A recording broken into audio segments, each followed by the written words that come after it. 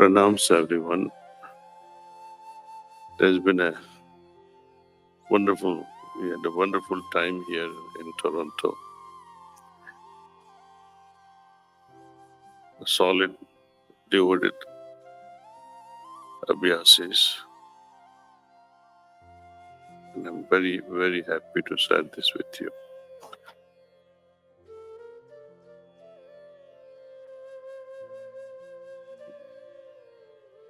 I was especially very impressed with our Brighter Mind and Alpha Plus program children. During this morning meditation,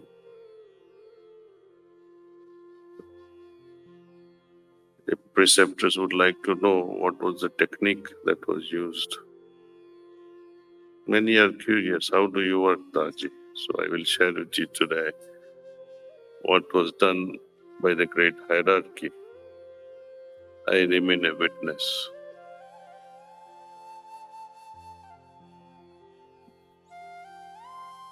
Babuji Maharaj lashed out what we call Ocean of Bliss.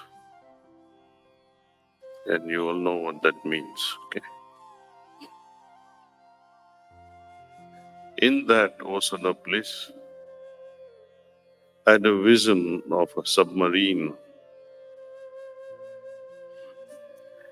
indicating that our life should be like a submarine, underwater, invisible to the world. No display of any sort of devotion. In our Marriott hotel, there is a look-alike fireplace. I'm sure some of you who stayed in the hotel must have seen that.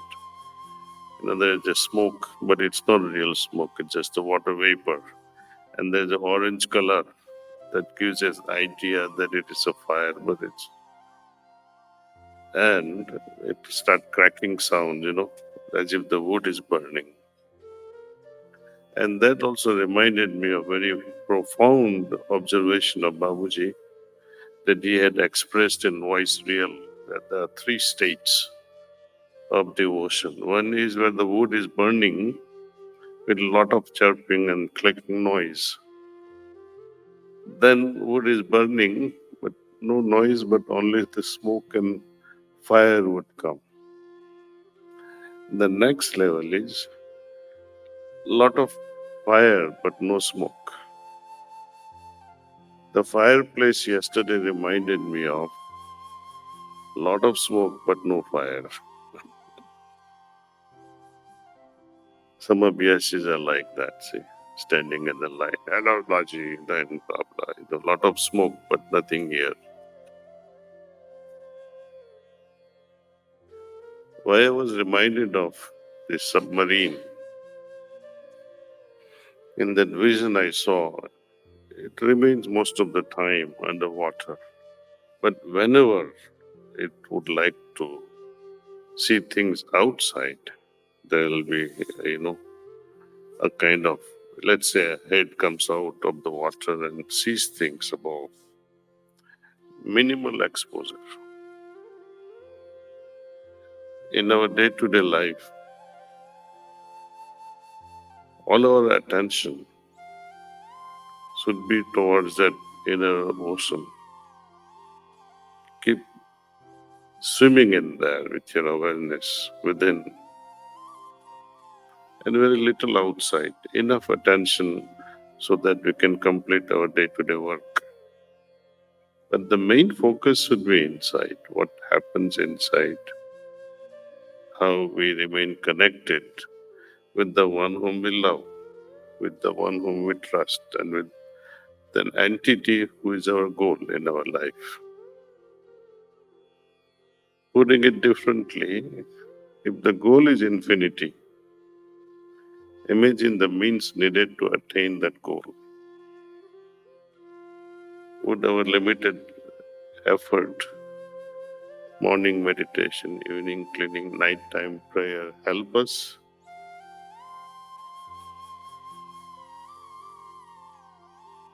It's a big question. It's very limited. As I was saying, when we perform our cleaning every evening, we try to remove all the impressions that we have gathered during daytime.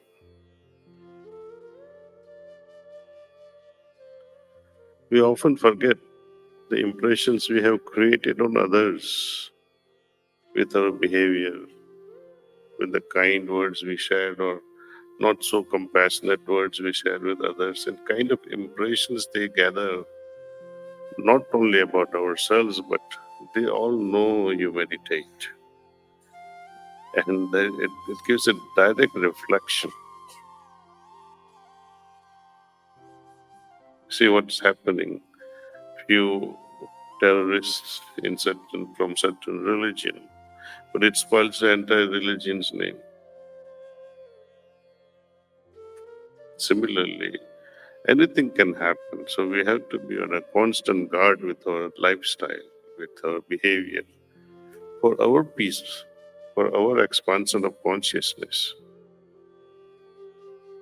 Because ultimately it hurts us only. And the stage should come where we lead such a defensive lifestyle. In US when I was learning how to drive, they were teaching us defensive driving. But Babuji Maharaj put it very nicely what that defensive driving meant when he was advising his grandson. ऐसे drive करो कि सामने वाला बेवकूफ है. Drive as if the next person who is driving is a stupid fellow. It's life also we lead in such a way, the defensive way, so that we don't form the impression and the need to clean also withers away. That's our goal. See. So it's a constant effort. But through these efforts, intense efforts, you become effortless eventually. Every action in our life have become effortless after tons of practice. How not to form the impression is very easy. Learn how to ignore. And where do we learn how to ignore? In meditation. When we say we like to ignore unwanted thoughts, like that, we can ignore many things in life. Circumstances, for example, we have a choice how not to enter the circumstances. Some people say, I can't help, but when I am in company of such and such friend, I end up chewing tobacco or taking drugs or going back to smoke perhaps, or other habits. But association also hurts us. Association can also help us grow spiritually. That's why we have satsang, company of like-minded people who come together, create an atmosphere, spiritual vibes, and it becomes easier for us to meditate with such individuals. That's why the importance of group satsang. Meditation also. Performed well in the morning, great. But well done meditation automatically results in remembrance of the inner state, because it is so overpowering after having done the morning meditation. The condition we arrive at is so powerful. You don't want to lose it. So this inner connection always remains. And we remain grateful to the person who has gifted this condition.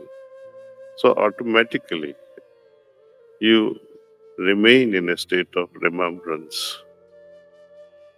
That's why Babuji quotes very nicely. Said, meditation is the mother of constant remembrance. You don't have to try it. It just happens. And the journey continues like that. See, remembrance leads to intense love. Intense love results in Param Bhakti, where the dissolution actually begins. Our so-called ego begins to dissolve in that state. Again, quoting Babaji Maharaj, somewhere he mentioned that dissolve your creation and bring in God's creation in your life. Dissolve your creation and His creation will come, divine creation. And what is our creation? It's only one thing, ego. Self-identification has created many avenues in our life. Through practice, through bhakti, when the feeling arises, thou art the only thing in my life, rather our life, and this I begins to dissolve, then the divine thing begins to descend in us. But as long as I remains, there is no space for the divinity to descend. So we have to create some space, let go of our ego, humility.